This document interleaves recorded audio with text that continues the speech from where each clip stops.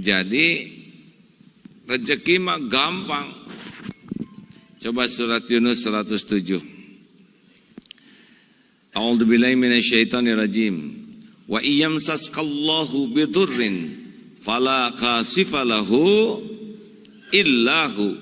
Dan sekiranya Allah menimpakan kemudaratan kepadamu, tidak ada yang bisa menghilangkan kemudaratan itu selain Dia, Allah sendiri.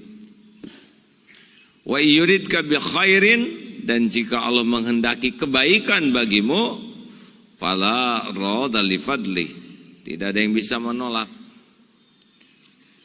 Jodoh, jodoh. Haji, haji. Naik pangkat, naik pangkat. Lunas hutang, lunas. Sembuh, sembuh. Apapun yang Allah kehendaki mutlak pasti terjadi. Tidak mungkin ada yang bisa menghalangi dan mencegah. Jadi yang harus kita pikirkan tuh setiap waktu, bagaimana caranya nih supaya kita ditolong Allah. Urusan tuh tidak ada yang berat. Berat itu karena jauh dari pertolongan Allah. Semua urusan ada dalam kekuasaan Allah. Allah mudahkan pasti mudah. Allah persulit pasti sulit. Makanya hidup ini lebih sederhana. Bagaimana supaya ditolong oleh Allah. Sepakat? Mau tahu rahasianya? Kalau mau, kalau tidak harus jelas hadirin. Jangan suka enggak jelas ya hidup ini. Ada rumusnya sederhana ya supaya ditolong oleh Allah. Namanya 5 at. Ulangi apa? At yang pertama, hati nih. Tekad harus kuat dan bulat untuk dapat pertolongan Allah. Jadi yang pertama kali kalau ingin ditolong Allah, hati benar-benar Allahus Samad. Hanya Allah satu-satunya nih, tiada yang lain. Selain Allah, la haula wala quwata illa billah. Selain Allah tidak ada daya, tidak ada kekuatan apapun kecuali dikuatkan oleh Allah. Dalam hadits qudsi Allah berfirman, ana inda dhanni abdi bi. Aku sesuai dengan prasangka hambaku. Kalau hati ini bercabang menganggap ada penolong selain Allah, itulah masalahnya. Itulah penghalangnya. Karena jaminan Allah surat At-Tolak ayat 2 dan 3, wa may yattaqillah yaj'al lahu makhrajan. Barang siapa yang bertakwa kepada Allah, baginya jalan keluar. Misalkan langit rubuh, orang yang takwa, ada seorang ulama berkata begitu, pasti ada jalan keluarnya. Dalam kesulitan sedahsyat apapun, orang takwa akan diberikan jalan keluar oleh Allah. Makanya kalau ada masalah pasti kurang benar kitanya. Wa yarzuqhu min haitsu la yahtasib, dan Allah berikan pertolongan rizki dari yang tidak diduga-duga. Jadi tidak ada yang tidak mungkin bagi Allah. Kalau Allah mau menakdirkan sesuatu, jadi aja. Innama amruhu idza arada syai'an ay yaqula lahu kun fayakun. Kalau Allah menginginkan sesuatu, memerintahkan sesuatu, kun, jadi, jadilah.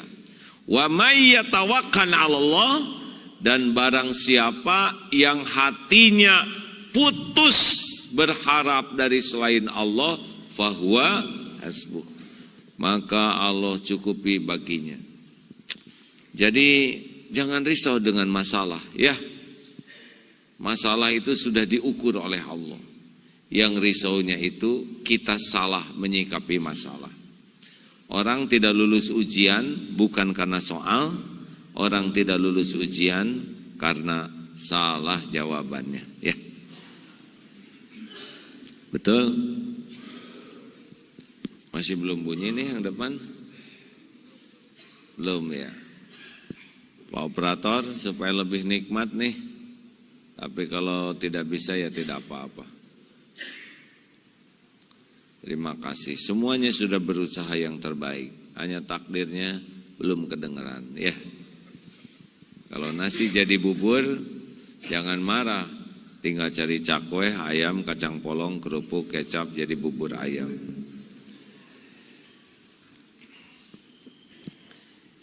Jadi kalau ingin ditolong oleh Allah harus bulat. Hati ini jangan pernah berharap pertolongan dari siapapun. Latih. Kita sering berdoa, ya Allah, hanya Engkaulah pemberi karunia. Mulut kepada Allah tapi hati belum tentu ke Allah. Hatinya itu ingin dipuji orang, ingin dihargai orang, ingin dikagumi orang, ingin diberi orang, ingin diterima kasihi, ingin dibalas budii. Itu kan sudah tidak cocok antara mulut dengan hati. Kalau orang mengharap pertolongan hanya dari Allah, berhenti ngarap apa-apa dari makhluk.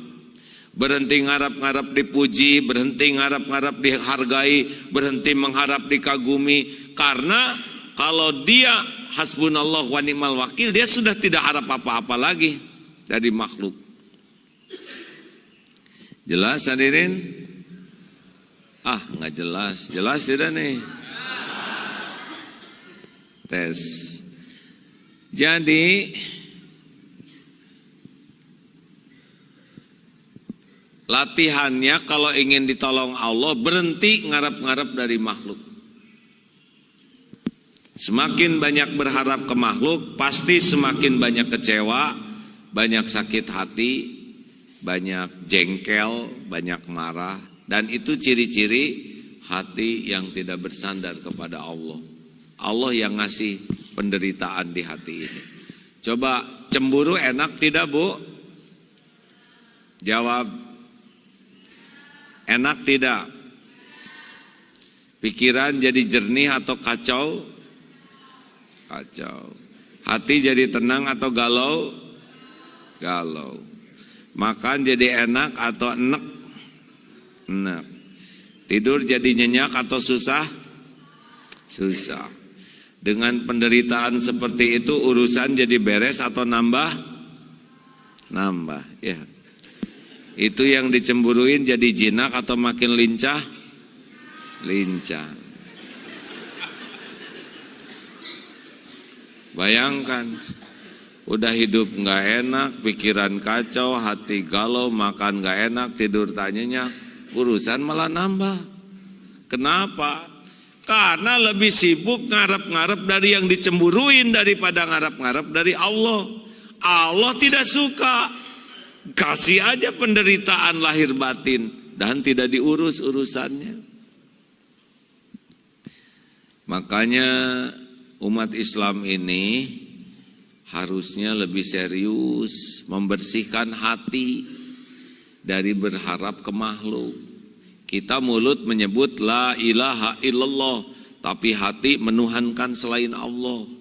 Menuhankan harta, menuhankan gelar, menuhankan pangkat, menuhankan jabatan, menuhankan popularitas, menuhankan suami, menuhankan istri. Hati ini bersandar ke sana sini. Padahal yang disandarin cuman makhluk. Dan itu yang jadi sumber masalah. Hati kita menuhankannya selain Allah. Apa ciri-ciri menuhankan? Melekat, nempel. Ingat terus, ingat ke harta, terus ingat ke pangkat, terus ingat ke jabatan, ke Allahnya dikit. Dan Allah tahu.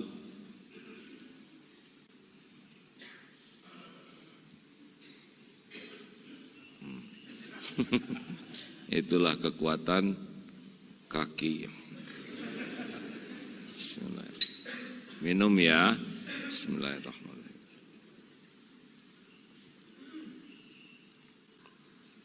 Mata, ke air, hati ke Allah. Air yang menciptakan adalah Allah. Air ini selalu bertasbih kepada Allah. Saya tidak tahu mata airnya di mana, Allah yang tahu. Allah yang ngambil dari mata air lewat hambanya, dibawa, dibersihkan, dijernihkan, dihangatkan demi Allah sampai ke sini. Itulah rezeki. Monyet minum, kambing minum, kita minum. Apa yang membedakan?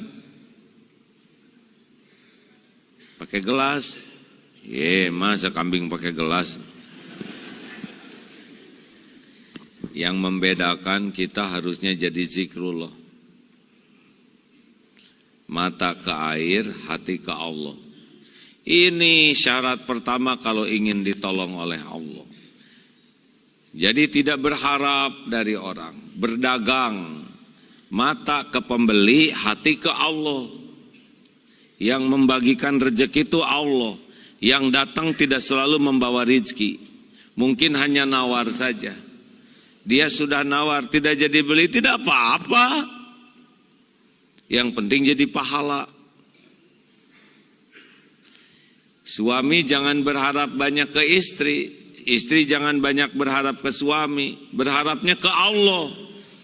Suami itu tidak bisa membahagiakan istri. Allah yang bisa membahagiakan, di antaranya lewat suami. Makin banyak berharap dibahagiakan oleh suami, makin tidak bahagia. Iya, Allah kan yang memiliki hati kita. Allah tahu hati kita nih ngarap-ngarapnya ke siapa. Kata Ali bin Abi Thalib karamallahu wajah, "Dzuktul mararati kullaha falam ajid amarra minal hajati ilan nas." Semua kepahitan sudah kurasakan. Tidak ada yang lebih pahit dalam hidup ini selain berhajatnya hati, berharapnya hati kepada manusia. Makanya kalau pengen ditolong oleh Allah, selain Allah harus dikecilkan di hati ini. Jangan kagum dengan orang kaya.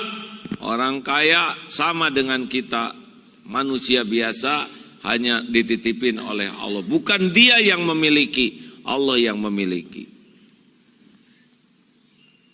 Jangan kagum sama yang punya pangkat dan jabatan, Allah yang membagikan, kagum kepada yang membagikan. Jangan kagum kepada penampilan, Allah yang menciptakan, kagum kepada penciptanya. Itu yang bikin pertama akan ditolong, hatinya bulat kepada Allah. Selama ini kita hatinya ke siapa-siapa, betul? Padahal yang menciptakan siapa? Jawab hadirin. Yang menciptakan siapa? Allah. Yang memiliki siapa? Allah. Yang menggenggam siapa? Allah. Yang mengatur siapa? Allah. Yang menentukan segalanya siapa? Allah. Kalau ditanya aja baru jawab ya. 2. Tes. Yang kedua adalah sesudah tekad bulat, perbanyak tobat. Mobil kacanya kotor. Tenang atau tidak? Kenapa tidak tenang? Tidak ada jalan atau tidak kelihatan jalan? Jalannya ada. Jalannya ada. Kenapa nggak kelihatan? Kotor. Jadi mana yang harus kita lakukan? Sibuk nyari jalan atau sibuk membersihkan kaca dulu? Hah? Kalau kaca sudah bersih, tenang atau tidak? Jalan kelihatan atau tidak? Yang membagikan durian gratis kelihatan tidak? Itulah masalah kita. Ketutup hati kita oleh dosa. Udah ketutup, nyari jalan gak bisa. Dengerin sabda Rasulullah SAW. Man aksaral istighfar ja'alallahu lahu min kulli hammin farajan wa min kulli doikin makhrajan wa razaqahu min haitsu la yahtasib. barang siapa yang memperbanyak istighfar, akan Allah lapangkan dari kesempitan hatinya, ditenangkan dari kegalauannya, ditentramkan dari kerisauannya. Allah beri jalan keluar dari persoalan apapun yang dihadapinya, dan Allah berikan rezeki pertolongan dari tempat yang tidak diduga-duga. Persis seperti cerita mobil tadi, ya. Tenang, jalan keluar yang tak terduga. Rasulullah Shallallahu Alaihi Wasallam tanpa dosa 100 kali sehari istighfar. Ini kelihatannya tenang semua, tidak punya dosa ya. Acungkan tangan yang tidak punya dosa. Gak ada. Acungkan tangan yang dosanya sedikit. Tidak ada. Acungkan tangan yang dosanya sedang. Acung Pak? Enggak ya? Acungkan tangan yang merasa banyak dosa, cung. Oh, ada yang tidak ngacung tuh. Kenapa? Karena saya banyak sekali.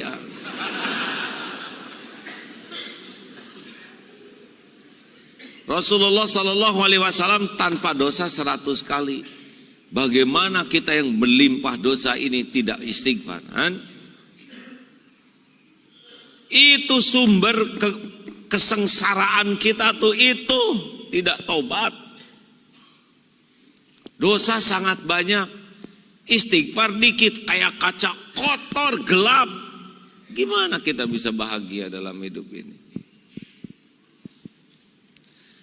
Rezeki mah gampang, Allah yang bagi. Tapi itu orang yang berlimang godosa dan maksiat dikasih juga rezeki, dikasih. Karena rezeki itu nggak ada apa-apanya. Yang ada apa-apanya tuh berkahnya. Tapi tidak dikasih berkah tuh rezekinya, tidak jadi kebaikan.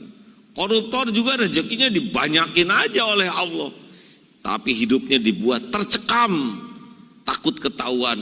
Woi, menderita itu. Kalau hati sudah takut kebongkar, sengsara, stres. Kenapa koruptor nggak bisa kerja? Karena kerjanya adalah takut ketahuan. Ngerti?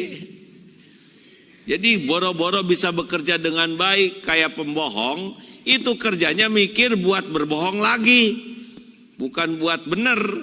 Karena tidak sempat berbuat banyak kebaikan, karena dia sibuk mikirin bagaimana takut ketahuan. Kayak pencuri, itu pikirannya itu adalah takut ketahuan dia pencuri. Jadi waktu yang cuman sedikit ini gak bisa berprestasi. Beda dengan orang jujur, gak takut ketahuan, jadi waktunya banyak buat berprestasi. Tobat. Ini wajah-wajah kurang tobat nih. Benar atau benar? Masalahnya kita tuh kebanyakan bikin dosa orang. Kenapa kita tidak bisa tobat? Karena kita lebih sibuk mikirin dosa orang.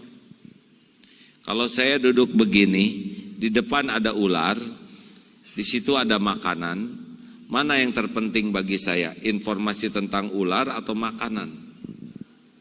Jawab, ular. Kenapa ular? Karena bahaya. Sekarang yang membahayakan hidup kita siapa? Dosa orang lain atau dosa diri sendiri? Jawab. Kenapa mikirin dosa orang terus? Mana yang bahaya bagi kita? Dosa dan kesalahan tetangga atau dosa diri sendiri? Kenapa mikirin dosa tetangga terus? Peduli itu baru bisa kalau kitanya bener. Nolong orang tuh baru bisa kalau kitanya selamat. Sekarang mau nolong orang gimana kitanya ditelan ular, ya. Orang tuh bisa nolong orang lain kalau dirinya selamat, betul? Nah gimana kalau kita nggak selamat nolong orang? Benarkah? Orang yang bisa peduli memperbaiki orang lain itu orang yang bisa memperbaiki dirinya. Kenapa nasihat bapak ke istri nggak didengar? Karena istri tahu nasihat bapak nggak cocok dengan kelakuannya, gitu. Kenapa ibu nasihat ke anak nggak didengar oleh anak? Karena anak tahu ibunya juga nggak cocok dengan omongannya. Sabar, sabar. Innallaha ma'as sabirin. Anak juga, oh sabar tuh ngamuk, gitu. Bu, hati-hati ya. Jangan dekat-dekat sama si ibu itu tuh. Dia kerjanya ngomongin orang lain. Padahal hukum ngomongin orang lain tuh ghibah tuh dosa besar. Surat Al-Hujurat ayat 12 loh Bu. Orang yang ngomongin orang lain tuh seperti makan daging bangkai saudaranya yang sudah mati. Hati-hatilah, jangan dekat-dekat sama dia. Tukang ngomongin orang, gitu. Dia ngomongin siapa? Kenapa orang gagal nasehatin orang lain? Karena dia gagal nasehatin dirinya sendiri. Kenapa gagal nasehatin dirinya sendiri? Rumusnya sederhana. Orang yang sibuk melihat kesalahan orang lain pasti lalai lihat kesalahan dirinya sendiri. Kalau orang sudah lalai kesalahan diri tidak bisa tobat. Kalau tidak bisa tobat artinya terhalang dari pertolongan Allah Subhanahu wa taala. 3. Jauhi maksiat. Setiap maksiat itu maaf, setiap maksiat itu hijab. Makin maksiat, makin jauh dari Allah. Kayak lari gitu dari Allah. Seperti benteng. Setiap kali kita berbuat dosa, benteng, benteng, benteng. Dan hati-hati, kata Ibnu Umar, semoga Allah ridho kepada beliau, kalau orang terus-menerus dalam maksiat, ada 2 yang bakal terjadi. 1, dibuka aibnya, atau dimatikan dalam keadaan berbuat maksiat. Lihat itu, dengar berita orang yang sedang berzina, ketahuan, yang sedang mencuri, ketangkap, yang sedang korupsi, tangkap tangan, itu pasti sering. Karena Allah nutup selama ini, kayak kita ini kan ditutup aibnya. Ya, kenapa kita dihargai orang lain? Karena Allah nutup aib kita. Benarkah? Kenapa Agim diundang ke sini? Kenapa Agim didengar? Karena Allah nutup aib saya dan dosa. Kalau dibuka, bubar. Mumpung ditutup, tobat. Tapi ditutup terus melakukan maksiat, tinggal dibuka oleh Allah. Itu semua yang terbuka aib itu pasti karena dia sering. Ditutupi oleh Allah, dia tidak tobat. Dinasehati, dia tidak tobat. Dibimbing, dia tidak tobat. Jumatan dapat ceramah, dia tidak tobat. Datang ke majelis taklim, tidak tobat. Dibuka, hancur nanti. Itu kan ada tuh wakil ketua sebuah organisasi Islam. Malam-malam keluar dari rumah, bapak-bapak nih umurnya 56, nyari waria, lalu dia berbuat yang diharamkan dengan waria itu. Jam 11 malam datang yang jemput malaikat maut. Mati dia di semak-semak dalam keadaan berbuat seperti itu. Malu semua keluarganya, itu pasti sering tahu. Makanya pilihannya 2, dibuka atau tobat, atau 3, dimatikan berbuat maksiat. Saya senang di sini tidak ada perokok. Ya, tidak ada yang merokok nih. Siap-siap orang yang biasa merokok matinya bisa dalam keadaan merokok.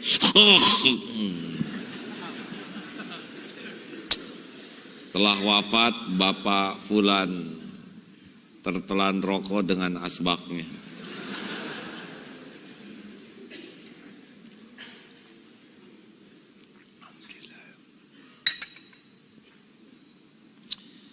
Ayo, jangan biasakan maksiat kayak tinta, tebal, gelap, gak bisa apa-apa. Orang yang maksiat mah dua cirinya. Satu, tidak akan pernah tenang. Dan yang kedua, takut ketahuan orang. Capek sekali. Jadi jangan iri sama orang yang banyak uang karena maksiat. Dia sendiri tidak akan bahagia dengan uangnya. Iri itu kepada orang yang tobat. 4, tingkatkan taat. Kita ini diperintah oleh Allah, wa ma khalaqtul jinna wal insa illa liya'budun. Tiadalah sekali-kali kuciptakan jin dan manusia kecuali mengabdi ke Allah. Kita itu bekerja, itu nunggu waktu sholat. Bekerja itu ibadah, tapi pilarnya ibadah sholat. Jadi bekerja itu menunggu waktu sholat. Dagang itu nunggu waktu sholat. Olahraga itu nunggu waktu sholat. Belajar itu nunggu waktu sholat. Ngurus keluarga itu nunggu waktu sholat. Hak Allah tuh sholat. Jangan sebaliknya, sholat itu sisa lah. Yang nolong cuman Allah. Wasta'inu bis-sabri was-salat. TBM, tepat waktu berjamaah di masjid. Ini tiap subuh kayak gini luar biasa nih, ha? Begini tiap subuh atau hari ini aja? Kalau tiap subuh seperti ini, waduh, udah dahsyat itu. Sholat subuh jamaah itu keutamaannya seluruh malam, sepanjang malam dianggap sholat terus menerus. Ayo istiqomahkan. Ciri lelaki Islam, sholat Jumat. Ciri lelaki beriman, ya sholatnya di masjid, terutama sholat subuh berjamaah. Ini paling berat nih, sholat subuh jamaah. Dan ciri lelaki solehah, sholatnya di rumah terus ya. Suruh pakai mukena dia. Susah lah. Kalau sholatnya ke Allahnya jelek, jelek juga pertolongan Allah buat dia. Karena janji Allah, pertolongan Allah lewat, di antaranya lewat sholat. Ayo, 40 rakaat sehari, 17 fardu, 10 sampai 12 rawatib, qobla subuh, qobla duhur, ba'da duhur, ba'da maghrib, ba'da isya. Kalau dua-dua saja udah 10 tuh. Tambah tahajud 11, udah 38. Tambah duha minimal 240. Coba 40 rakaat sehari minimal. Kita lihat nanti. Tambah lagi one day one juz, Quran. Satu hari satu juz tuh standar. Jangan bangga satu hari satu juz tuh, karena itu standar. Ayo ibu-ibu, bu, banyakan baca apa? WA atau Quran? Khusyuan mana? Sholat atau dandan? Jangan ngadak-ngadak solehah dong, yang asli. Khusyuan mana? Sholat atau dandan?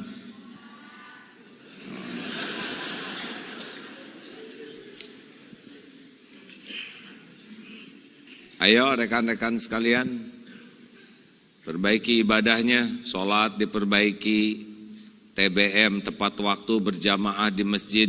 Kenapa tepat waktu? Lah semua yang telat itu jadi masalah. Telat ke sekolah di luar pagar, telat ke kantor potong gaji, telat makan sakit mah, Telat tidur jerawatan, ya nggak? Telat bayar hutang, debt collector. Telat ke Allah apalagi. Yang punya segala-galanya tuh Allah. Sekarang punya kunci, telat masukin, ya pintu nggak kebuka lah. Walaupun kuncinya ada, tapi kalau nggak telat, nggak dimasukin ya nggak kebuka. Sholat tepat waktu tuh derajatnya lebih tinggi dari birrul walidain. Yang pertama kan as-sholatu ala waqtiha, summa kemudian birrul walidain, berbuat baik ke orang tua, summa kemudian al-jihadu fi sabilillah. Jadi kalau mau dapat pertolongan Allah, lihat sholatnya. Baca Quran, sholawat, jangan telat sholawat hadirin. Sambil duduk, berdiri, berjalan, ingat ke Rasulullah SAW yang sudah menjadi jalan. Kita dapat hidayah seperti ini, benar? Allahumma sholli ala Muhammad wa ala ali Muhammad kama shallaita ala Ibrahim. Terus seperti saat Allahumma sholli ala Sayyidina Muhammad wa ala alihi wa ashabihi ajma'in. Salawat, salawat. Makin banyak. 1 kali salawat, 10 kali Allah bersalawat kepada kita. Istighfar. Dan yang terakhir, tebar manfaat. Ayo. Wallahu fi aunil abdi makanal abdu fi auni akhi. Allah selalu nolong orang yang senang nolong. Khairun nas anfa'uhum linnas. Sebaik-baik manusia, manusia yang paling banyak manfaatnya. Bahagia itu bukan ditolong. Bahagia itu menolong.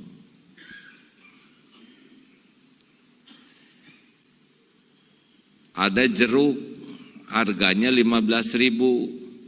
Pembeli yang pertama nawar, berapa nih jeruk? Kata tukang dagang 15.000. Wah, mahal. 2.000 ya. Kejauhan nawarnya, Bu. Modalnya 10.000. Nah, kalau gitu 10.000 lah ya. Bolehlah penglaris kasih 10.000. Pembeli kedua, berapa nih harganya? 15.000. Baik, saya beli sekilo 15.000. Harga 15, bayar 15. Yang ketiga, berapa harganya? 15.000. Saya beli sekilo, bayar 20.000. Ini kembaliannya, nggak usah, silakan. Untuk nambah bekal anaknya. Pikirkan, mana yang paling bahagia kira-kira di antara 3 orang ini? 1, kedua, ketiga. Semua tahu. Orang yang bahagia tuh orang yang paling banyak berbuat baik. Mana di antara 3 orang ini yang akhlaknya paling mulia? 1, 2, 3. Kita sudah tahu orang yang berbuat baik itu orang yang mulia akhlak. Di antara 3 orang ini, mana yang didoakan kebaikan oleh tukang jeruk?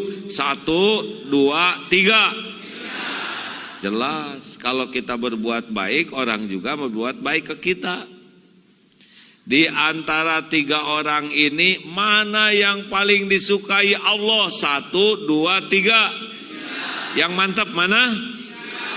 Wah, kalau sudah disukai Allah mah udah paling enak. Di antara 3 orang ini, mana yang paling disebelin oleh tukang jeruk? 1, 2, 3. Yang keras yang mana? Di antara 3 orang ini, bapak-bapak dan ibu-ibu yang mana?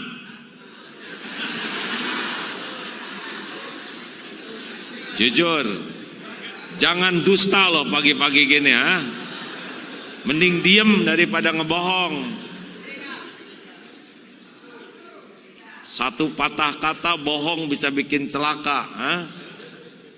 Kalau nggak sanggup jawab, diam aja kayak barusan gitu. Tapi saya sudah tahu jawabannya apa. Mau ngomong 3, langkah luar biasa. Ngomong 2 kadang-kadang. Kalau nggak kepepet ya 2 lah. Tapi kan hobinya nomor 1. Kita tuh nikmat sekali. Kalau nawar sampai setruk tukang dagangnya tuh.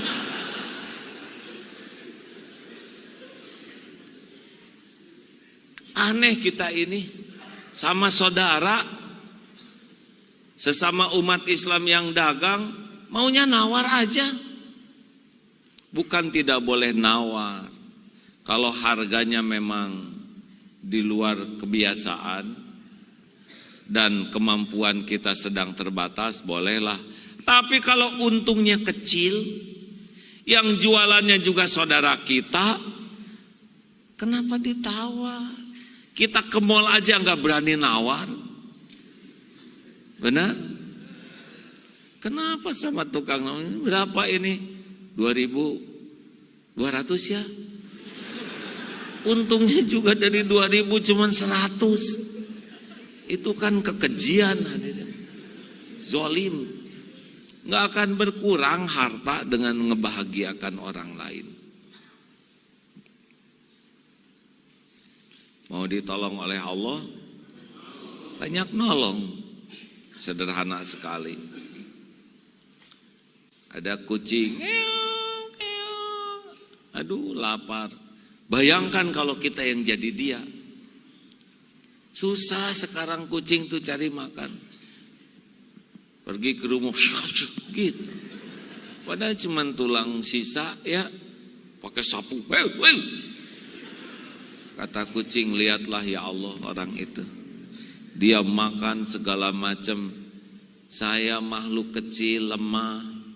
Dilempar pakai sendal. Ditakut-takutin pakai sapu yang keras seperti itu. Balas ya Allah, balas. Saya tidak pesan jadi kucing. Sebagaimana dia tidak pesan jadi orang. Saya datang ke rumah, suara saya aja lembut. Begitu. Serius ini hadirin. Allah ngeliat tuh orang zolim kayak gitu. Ayam, hei, kata ayam, ya Allah, sanak saudara saya dimakan oleh dia. Telur kami ditelen oleh dia.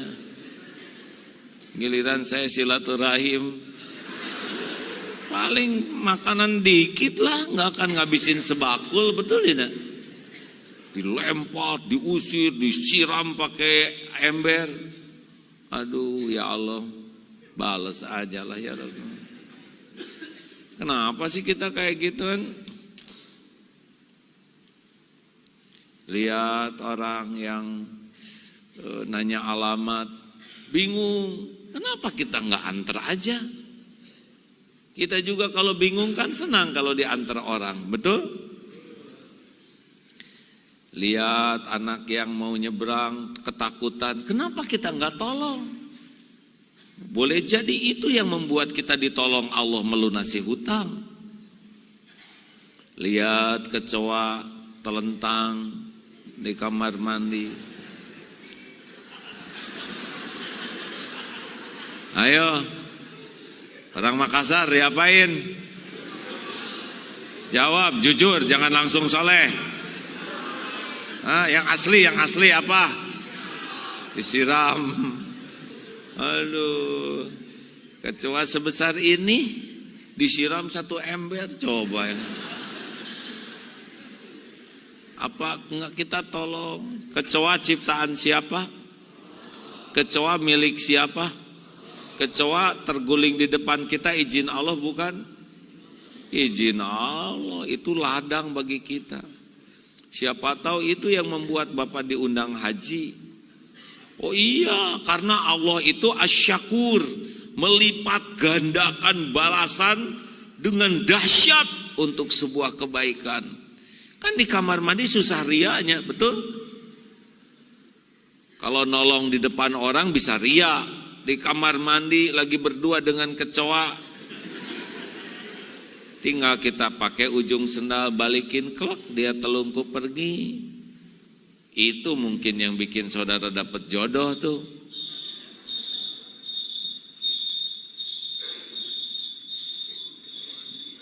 Suara kecoa apa itu?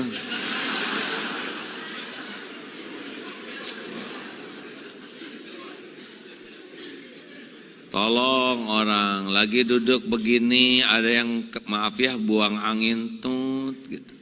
Tolong dong. Tolong jangan dipermalukan. Betul? Cari 1001 alasan berbaik sangka. Ini yang sebelah saya ini pasti sudah nahan mati-matian. Tapi tak tertahankan. Dia pasti malu, benar? Kita orang yang ada di sebelahnya, apa yang bisa kita lakukan? Pura-pura nggak tahu. Bilang sama dia, tenang aja Pak, nggak kedengaran kok. Jadi dia tenang hatinya.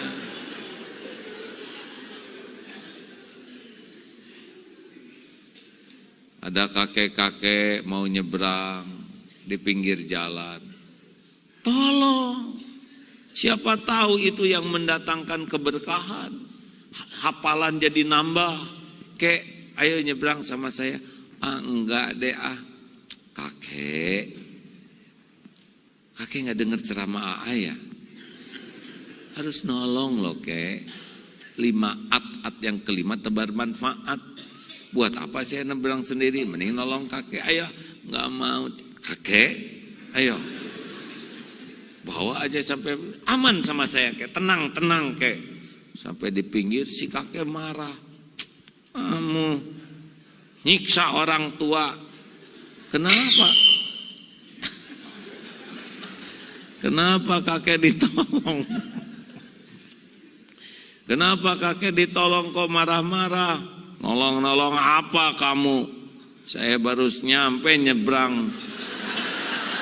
Jadi balik lagi.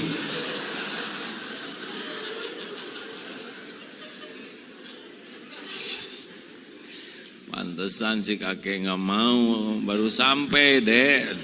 Ini kesolehan ya. Rupanya udah 3 kali bolak-balik diseberangin jamain. Artinya walaupun kita senang menolong orang, tetap pakai akal sehat ya. Tidak boleh emosional. Nah, rekan-rekan sekalian, tidak rumit kok hidup ini. Jadi rumit itu kalau tidak ditolong oleh Allah. Kenapa tidak ditolong oleh Allah? Karena hatinya nggak ke Allah. Hatinya ke makhluk, ke sana, ke orang tua, ke jabatan, ke tabungan, nyender kemana-mana. Allah penguasa langit dan bumi, nggak disenderin tuh. Cirinya apa? Gelisah. Yang kedua apa? Perbanyak tobat.